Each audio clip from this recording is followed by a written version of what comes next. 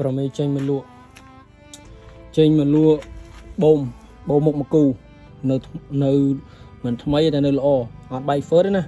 អត់បាយហ្វឺតបាយអេបូមស៊ីនអ៊ីនទ័រស្មាតួតបខយ